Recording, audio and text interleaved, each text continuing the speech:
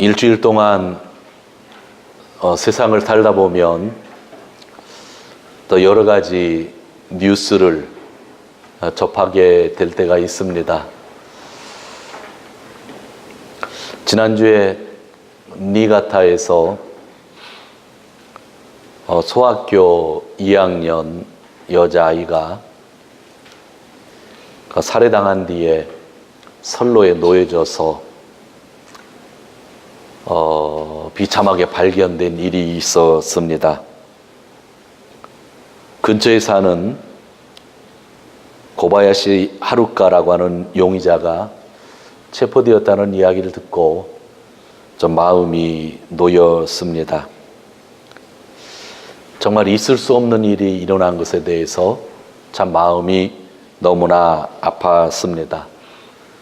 잠시 그 가족을 위해서 제가 알지 못하는 분들이지만 눈을 감고 기도할 수 있는 시간을 가졌습니다. 지난주 월요일 날 나고야에서 제가 아는 어떤 목사님이 돌아가셔서 장례식을 갔다 왔습니다. 아마 저희 원로 목사님은 성함을 들으시면 아실 분이실 겁니다. 황의생 목사님이라고 은퇴하신 지 좀 되셨는데 그분이 돌아가셨습니다.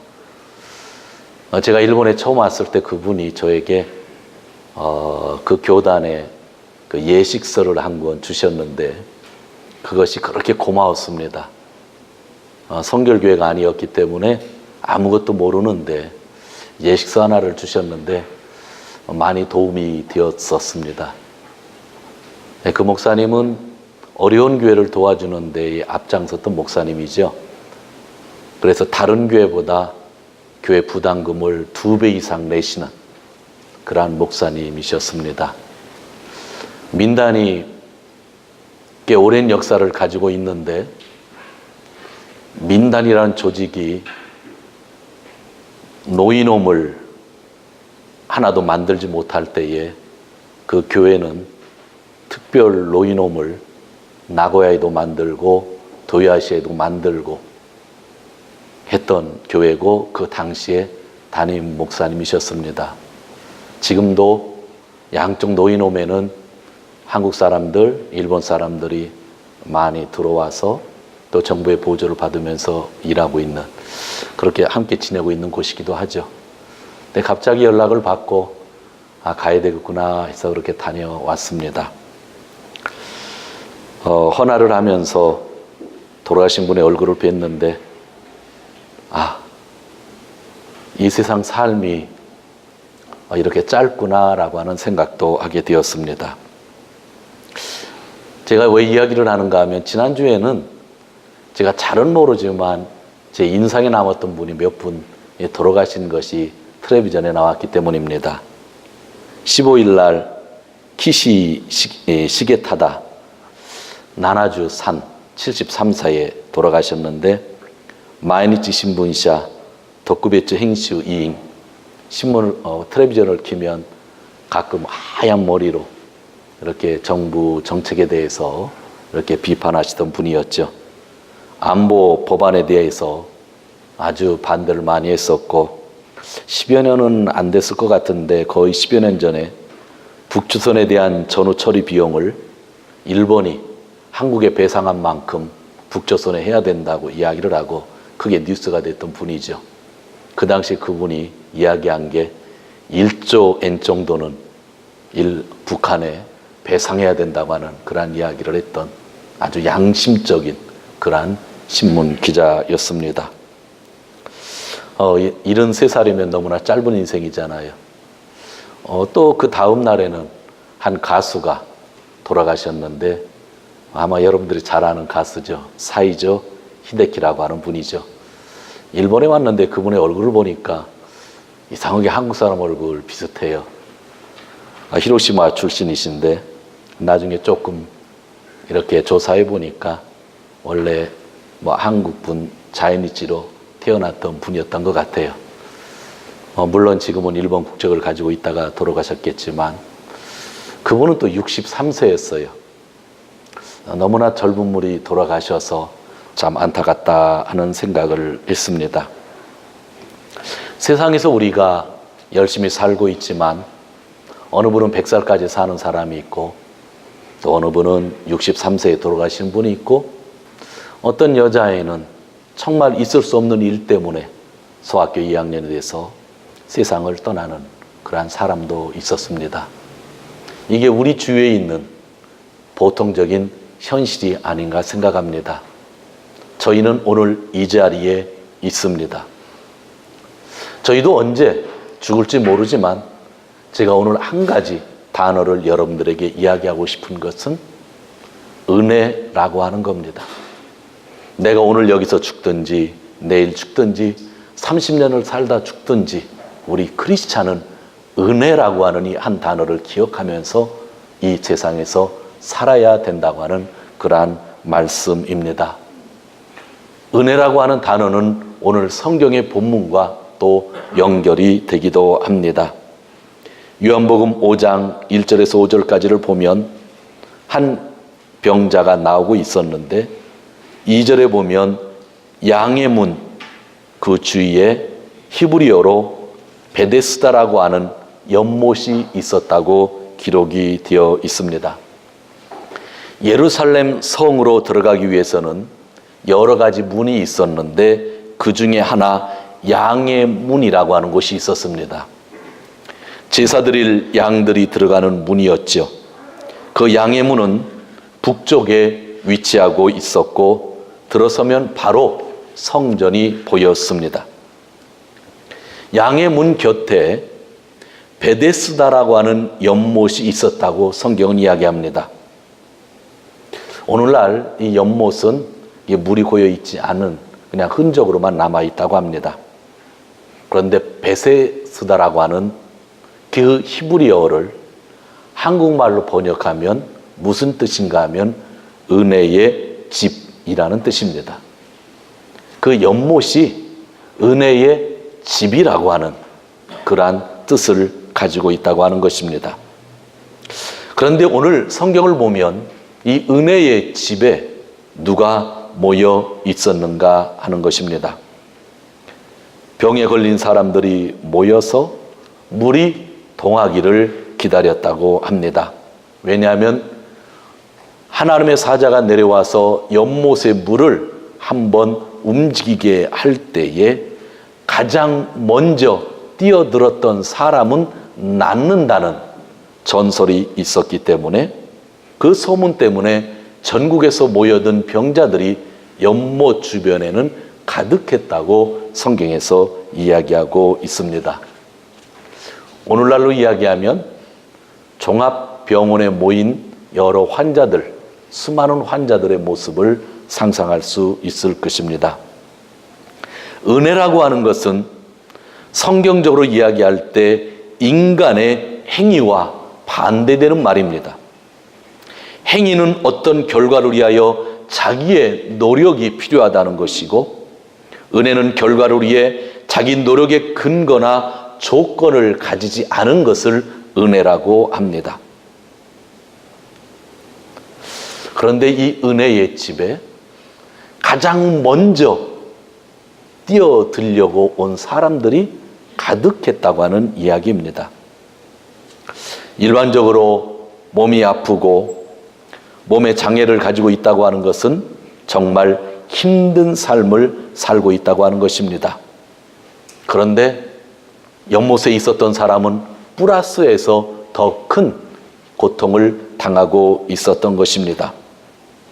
그들은 은혜의 집에 있으면서도 그 은혜를 경험하지 못하고 자기 행위를 보이고 또한 경쟁해야만 되는 그러한 환경 속에 있었다는 것입니다.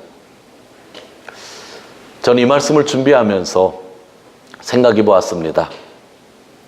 사실 제일 먼저 들어갈 수 있는 사람, 물이 동할 때 뛰어들 수 있는 사람이라고 한다면 환자인가요? 건강한 사람인가요? 그래도 건강한 사람이죠. 제일 먼저 뛰어들 수 있는 사람이라고 한다면 건강한 사람이죠. 그런데 낫기 위해서 온 수많은 사람들은, 진짜 고통에 있는 사람들은 뛰어들 수가 없었던 곳. 그런데 그 연못의 이름은 은혜의 집이라는 연못이었다고 하는 것입니다. 본문에서 세 종류의 사람들이 강조되고 있습니다. 앞이 보이지 않는 사람, 다리에 장애를 가지고 있는 사람, 온몸을 움직일 수 없는 중풍에 걸린 사람이었습니다. 왜 요한은 이 세 부류의 사람을 더 강조했을까요? 이 장애인들은 죽을 때까지 자기의 힘으로 물에 들어갈 수 없는 사람입니다. 시각장애인은 물이 동하는지 알 수가 없죠. 느낌으로 안다고 해도 다른 사람이 들어간 다음에야 그는 들어갈 수 있을 것입니다. 다리가 불편한 사람은 아무리 힘을 써도 다른 사람의 도움이 없이는 들어갈 수가 없죠. 그리고 중풍에 걸린 사람은 더더욱 험한 그러한 상황이었을 것입니다. 결국 성경이 열거하고 있는 사람들은 자신의 힘으로는 도저히 물에 들어갈 수 없는 사람들이었습니다. 과연 성경은 오늘 우리에게 무슨 의미를 주시려고 이 기록을 남겨두셨을까요? 여기에는 분명 메시지가 숨겨 있다고 저는 확신을 하면서 말씀을 준비했습니다. 분명히 천사가 와서 물을 움직일 때 누구든지 이 못에 들어가면 병이 낫습니다. 그러나 스스로 들어갈 힘이 없고 또 방법이 없는 사람들이 더 많이 있었다고 하는 이 현실입니다. 들어가기만 하면 살 수 있는데, 자기가 힘을 내면 살 수가 있는데 들어갈 수가 없는 겁니다. 그래서 잔인한 모습의 사람들이 그 주위에는 가득 찬 것입니다.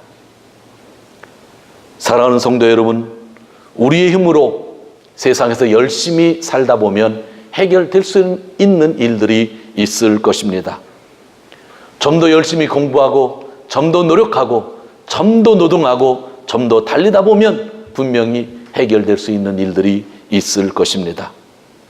어느 때는 내가 선한 일을 하면 하나님 나라가 나의 나라가 될 것 같은 확신이 있습니다.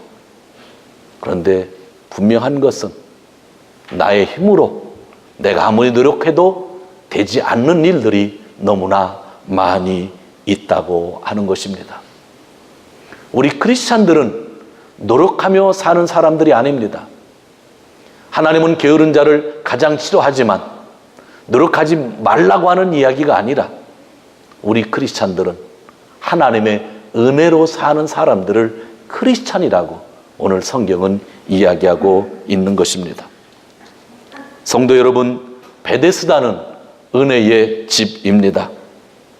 은혜란 우리가 노력해서 쟁취하는 것이 아니라 값없이 받는 선물인 것입니다.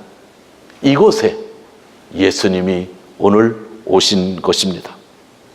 예수님은 은혜의 상징이며, 아니 은혜 그 자체이신 분이십니다.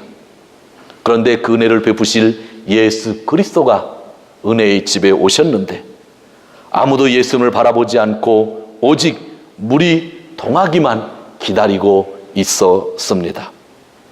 은혜의 집에 은혜의 주인이 오셨는데, 그 집에 주인이 오셨는데 사람들은 그 주인을 바라보지 않고 연못만, 물만 바라보고 있었던 것입니다.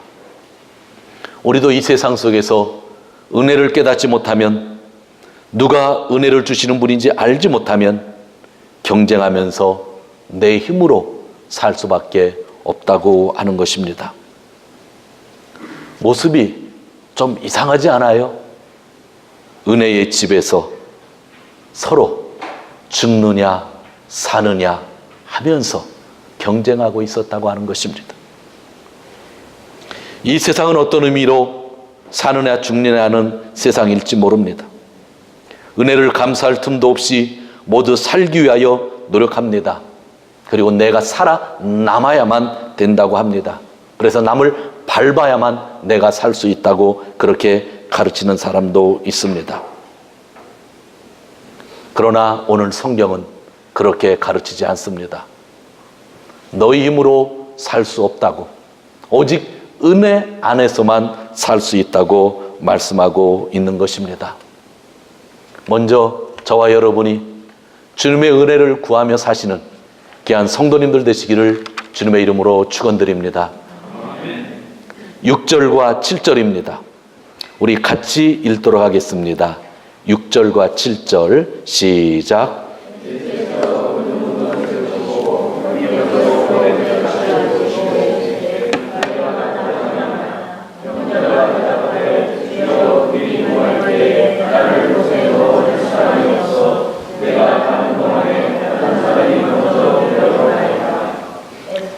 많은 사람이 있는데 그 사람 가운데 한 사람을 예수님이 택하셨습니다. 그는 38년 동안 병중에 있었던 자입니다. 너무나 긴 시간을 병과 싸운 사람입니다. 예수님이 그 고통의 시간을 알기에 그에게 말을 걸으셨던 것 같습니다. 예수님이 지금 나이가 아마 30살 조금 넘었을 그런 나이일 겁니다. 그러니까 예수님이 세상에 오시기 전부터 아팠던 그러한 사람입니다. 예수님 보실 때 너무나 안타까웠습니다. 그래서 예수님이 그 환자에게 이야기를 합니다. 좋아지기를 원합니까? 그랬습니다. 네가 진짜 병 낫기를 원하느냐? 좋아지기를 원하느냐? 보통 우리 같으면 어떻게 하겠어요? 할렐루야! 낫기를 원합니다. 좋아지기를 원합니다. 할 텐데 이 부분이요. 38년 된 병자는 그 말을 하지 않아요. 뭐라고 하냐면 물이 동하는데 누가 나를 저기다 넣어주지 않아서 다른 사람만 낫고 나는 이렇게 38년 동안 계속 아프고 있습니다. 라는 이야기를 하는 겁니다. 지금 그 사람은 38년 동안 육체만 아픈 것이 아니라 어디에도 병이 걸린 거예요? 마음에도 병이 걸린 거예요. 자기가 지금 병에 걸려서 낫지 않은 것은 다른 사람의 탓이다라고 이야기하고 있는 겁니다. 아프면 낫기를 원합니다. 심플하게 얘기했으면 참 좋을 텐데 다른 사람 때문에 내가 이렇게 아직까지도 아프고 있습니다. 이야기했던 것입니다. 일반적으로 우리가 몸이 아프면 마음까지도 아파지게 되는 것은 아마 당연한 일이 아닌가 생각합니다.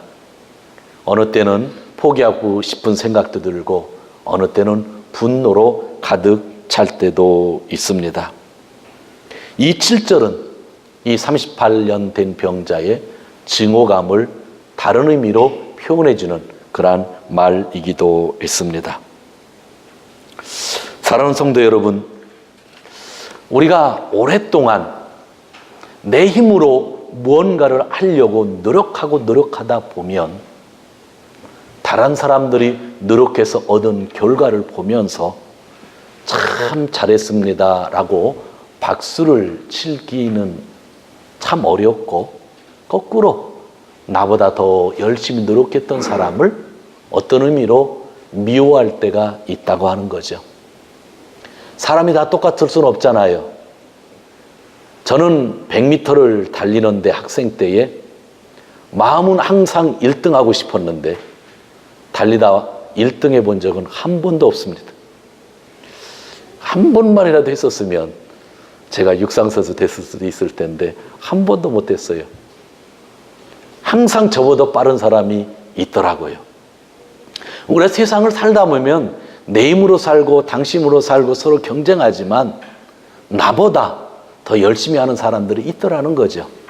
그런데 문제는 그가 열심히 한 것 때문에 그를 칭찬하는 것보다는 거꾸로 내가 더 상처가 되고 그 사람들을 탓할 때가 있다고 하는 거죠.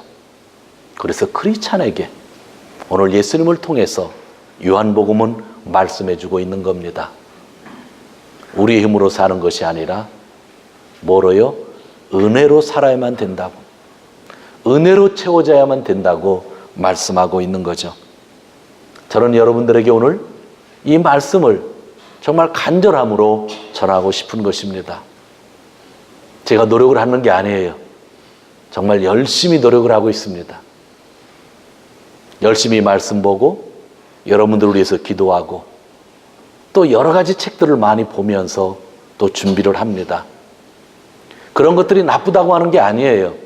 필요 없다고 하는 게 아니에요. 그러나 내가 진정으로 살아가기 위해서 필요한 것은 하나님의 은혜라고 하는 겁니다. 은혜 없이 나는 노력할 수 없고, 은혜 없이 나는 목사 일을 할 수 없고, 은혜 없이 우리가 회사를 다닐 수 없고 가게 일을 할 수 없다고 하는 것, 그것을 오늘 이 말씀을 통해서 깨달았으면 하는 생각이 너무나 간절한 것입니다. 우리가 이기적인 인간이라고 하는 것은 우리 스스로가 잘 알고 있습니다. 제가 가끔 설교할 때 쓰는 문장이기도 합니다. 예수님의 고난은 인정하면서 나에게 주어진 고난은 잘 인정하지 않습니다. 주님이 사람들에게 받은 저주는 이해하면서 남에게 내가 무시를 당하면 잠을 못 잡니다. 주님이 받으신 미움은 왜 그렇게 미움을 받으셨는지 성경을 통해서 잘 설명은 하지만 자기가 받는 미움은 설명하지 못하고 상대방을 미워하고 있는 것이 우리들이 아닐까요? 왜 이렇게 우리가 이기적일까요? 그것은 바로 은혜를 마음에 더 간절히 담지 못했기 때문은 아닐까요? 하나님의 은혜를 내가 마음에 담으면 이 모든 것들이 이해되게 되는 거고 성경 말씀도 이해가 되는 거죠. 그러나 하나님의 은혜를 마음에 담지 못하면 성경을 읽을 때에 참 이해가 되지 아니하고 왜 하나님이 이렇게 하셨을까? 너무나 궁금한 것이 아니라 반항적인 마음이 들 때도 있다고 하는 것입니다. 예수님이 오늘 성경을 보면 38년 된 병자를 고쳐주셨습니다. 우리는 그것을 은혜라고 합니다. 물이 동할 때에 그는 뛰어내리지 않았는데 예수님이 내가 좋아지기를 원하느냐 이야기했을 때에 예수님 고쳐주세요 라고 말도 하지 않았는데 예수님은 그 병자를 일으켜 주셨죠. 은혜의 집에서 너희가 진짜 추구해야 될 것은 은혜라고 하는 것을 예수님이 우리에게 가르쳐 주고 있는 것입니다. 병이 나았습니다. 그러면 주위에 있는 사람들이 어떻게 해야 돼요? 축하를 해야 됩니다. 근데 병이 나은 날이 안식일이었습니다. 안식일. 그런데 그분이 38년 동안 연못 주변에 있었다고 한다면 이불이 좀 있었겠죠. 옛날에는 더운 지방이니까 이불이 아니라 뭐가 있겠어요? 자리가 있겠죠. 그 뭐죠? 침대 매트레스가 아니라 그걸 뭐라 그래요? 그게 하여튼 뭐 침대 밑에다 놓는 걸 뭐라고 그러죠? 옛날에 상이라고 그랬죠. 침대상 같은 거 하나가 있었고 거기에 이불이 좀 깔려 있었겠죠. 어떻게든 자기가 나았으니까 이제 그것은 가지고 집으로 가야 다른 사람이 자리를 잡을 거 아니겠어요? 그래서 그가 너무나 기쁜 나머지 그 상을 메고 이불을 들고 길을 걸어갑니다. 38년 동안 그곳에 있었기 때문에 예루살렘 성전을 들어가는 사람은 양을 가지고 희생제사를 드리려고 들어가는 사람들이 대부분이었기 때문에 그 사람의 얼굴을 대부분 알고 있었을 것입니다. 그가 병자였다는 걸 다 알고 있었을 것입니다. 그 사람이 지금 일어나서 건강한 몸으로 상을 어깨에 메고 가고 있는데 사람들이 이야기를 합니다. 왜 너는 안식일 날 무거운 것을 들고 가느냐? 이것은 안식일 날 일한 것과 똑같은 것이니 너는 하나님의 규칙을 어겼다 하고 비난하기 시작합니다. 저는 이 성경 구절이 참 이해가 되지 않아요. 사실은 유대인이기 아니기 때문에. 악수하고 너무 잘됐다 축한다 하고 집에 가서 밥 한 끼라도 사 먹어라 이렇게 1,000원짜리를 하나 주고 그랬을 것 같아요. 그런데 대부분의 유대인들은 그 사람을 보면서 병 나은 것을 가지고 기뻐하지 아니하고 하나님께 감사와 찬양을 드리지 아니하고 안식일 날 짐 들고 갔다고 너 노동했다고 그렇게 비판하고 있었다고 하는 것입니다. 여러분, 은혜로 살으면요 그러한 모습이 다 이뻐져요.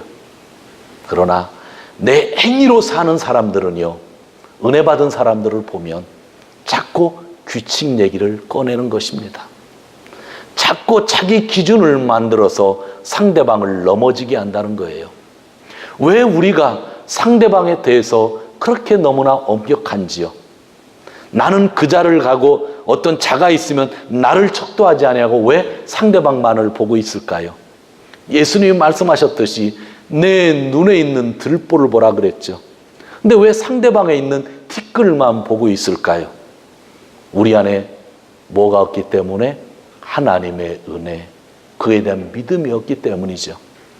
내가 은혜로 산다고 하면 다른 사람 삶을 보면서 기뻐할 수 있고 안타까워할 수 있고 진짜 내가 기뻐할 때 기뻐할 수 있다고 하는 겁니다. 오늘 이 말씀이 저와 여러분에게 적용이 되었으면 좋겠습니다.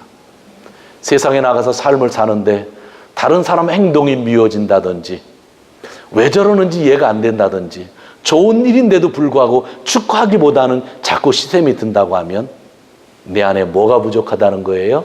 하나님의 은혜, 성결의 체험이 없다는 거예요. 진짜 은혜로 살면 다른 사람 집에 우리 집보다 더 큰 텔레비전이 들어오고 나보다 더 좋은 자가용을 타는 사람을 바라보게 되면 기뻐할 수 있는 거예요. 왜요? 내가 하나님의 은혜를 받고 있다고 하는 확신이 있기 때문입니다. 2주 전인가요? 글로벌 사중복음 연구소 분들이 주중에 한 22명이 오셨는데 동경 성서학원에 가서 국제학술제를 열면서 제가 통역을 좀 했습니다. 제 통역은 되게 버릇이 좀 나빠요. 말한 그대로 통역하지 않고 말하면 상대방 이해가 되기 위해 돕기 위해서 말이 길어질 때 있고 자를 때, 필요 없는 얘기는 자를 때도 있고 그럽니다. 그래서 안 하려고 하는데 시켜주셔서 했는데 그날 성사학원 갔더니 교감 선생님, 원장이 아니라 부원감인데 얼굴이 어디서 뵌 분이에요. 봤더니 10수년 전에 제가 목회를 할 때에 그 같은 지역에 있었던 홀리네스 미나미 교회에 있었던 목사님이신데 미국에서 유학 갔다 오셔서 바로 개척된 교회에 계시다가 성서학원에 와 계시더라고요. 반갑게 인사를 했어요. 그분이 떠나고 난 다음에 다른 목사님이 오셨고 시내에서 8교회가 매년 하던 대로 수십 년간 한 대로 시민 크리스마스를 했습니다. 8교회가 합쳐서 서너 달 동안 상의해서 12월 달에 하는 시민 크리스마스입니다. 돌아가면서 위원장을 하는데 제가 위원장이 되었습니다.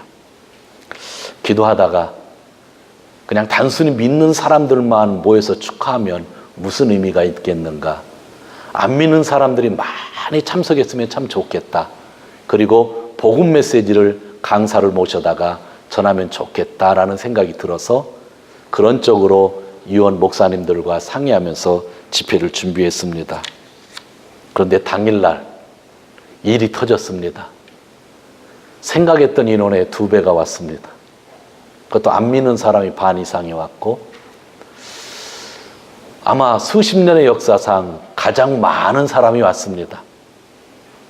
너무나 감사했고 그날따라 말씀을 전해주신 목사님이 완전 십자가에 대한 복음 메시지만 증거했고 안 믿는 사람이 나 교회 가보겠다고 손드는 사람도 참 많았습니다. 그런데 끝나고 나서 반성회를 하는데 저는 책임자니까 좀 너무나 고맙잖아요. 감사하잖아요. 어떤 한 분이 배 목사 수고했어 라고 칭찬이라도 해줄 걸 기대하고 있었어요. 여러분들 기대 안 하세요? 기대를 했어요. 분명히 그런 분들이 계셨는데 거기서 계속 수십 년 동안 대장 역할을 해오신 어느 한 분이 그런 얘기를 하는 거예요. 주차장에서 트러블이 많았다. 회관을 빌려서 하는데 주차장에 차들이 너무나 많이 몰려서 주차장 봉사하는 사람들이 어떻게 할 줄 몰라가지고 온 사람들이 30분 늦게 들어온 사람도 있다. 주차하는 것 때문에.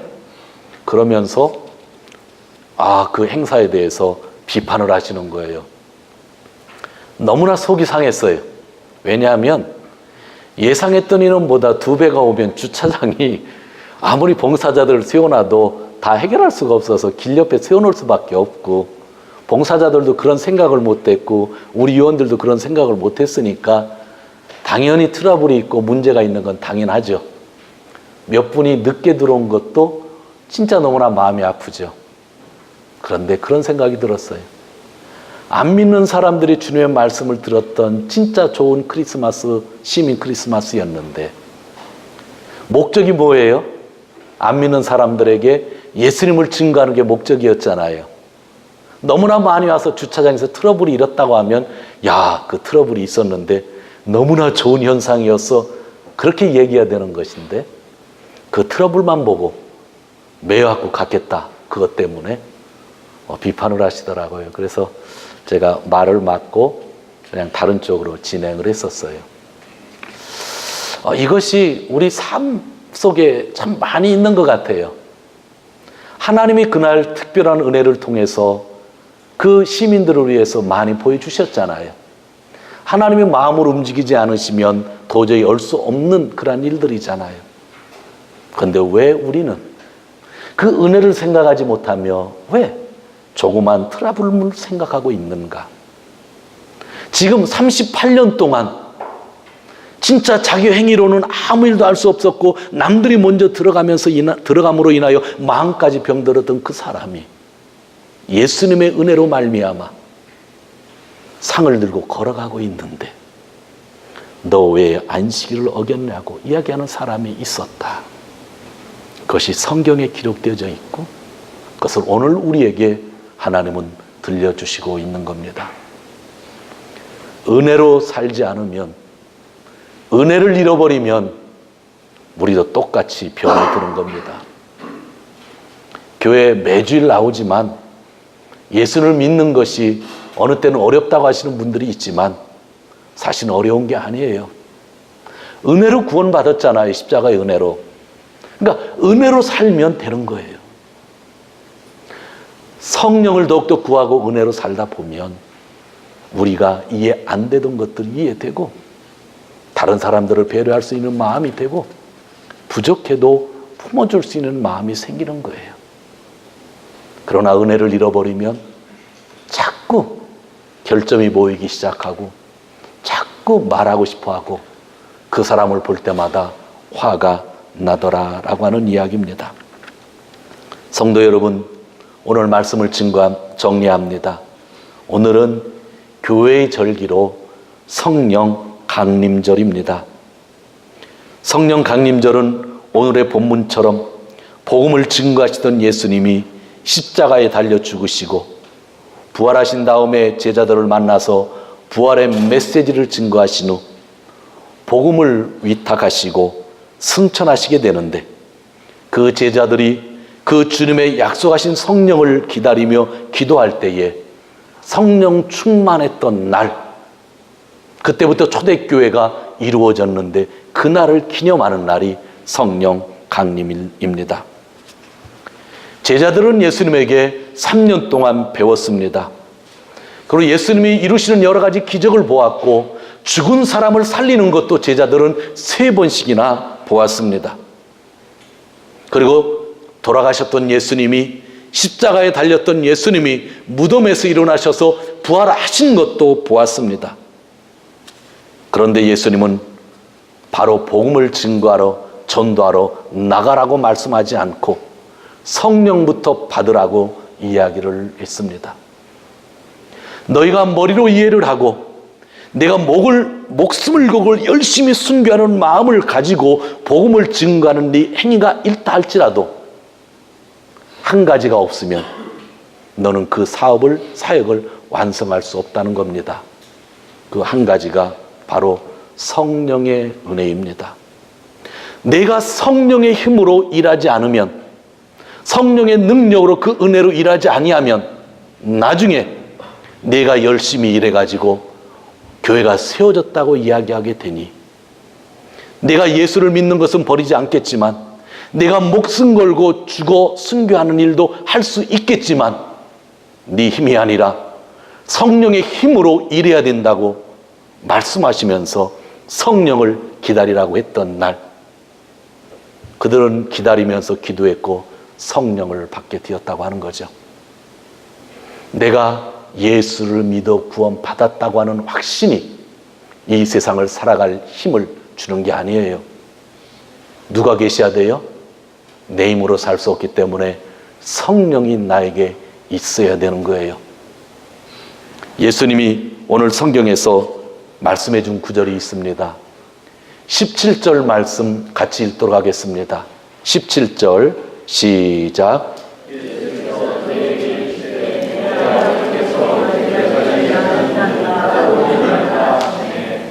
주위에서 반대하는 사람들이 있었을 때에 그 38년 된 병자를 보면서 예수님에게도 왜 안식일 날 이런 일을 했는지 비판하는 사람들이 있을 때에 예수님이 하신 말씀, 하나님 아버지가 일하시니 나도 일한다는 겁니다. 나의 구원은 하나님의 열심, 예수님의 열심 때문에 이루어진 구원이지 내 행위로 이루어진 구원이 아니라는 거죠. 아버지 하나님이 일했고 내가 일했다고 하는 것은, 우리에게 주어진 것은 전부 하나님과 예수 그리스도의 은혜로 주어졌다는 것을 이야기하는 것이고, 그 예수님이 제자들에게 성령을 기다리라고 하신 것은 앞으로 너희가 성령의 은혜로 살아가야 된다고 하는 것을 말씀해 주셨다고 하는 겁니다. 누구보다도 열심히 일하십시오. 누구보다도 열심히 공부하십시오. 책도 많이 보십시오. 게으르다고 하는 이야기를 듣지 마시기 바랍니다. 그러나 우리는 은혜로 사는 겁니다. 이 교회가 베데스다 집이잖아요. 은혜의 집이잖아요. 그래서 은혜로 살기 위해서 저에게 필요한 것은 더더욱 성령을 구하는 것입니다.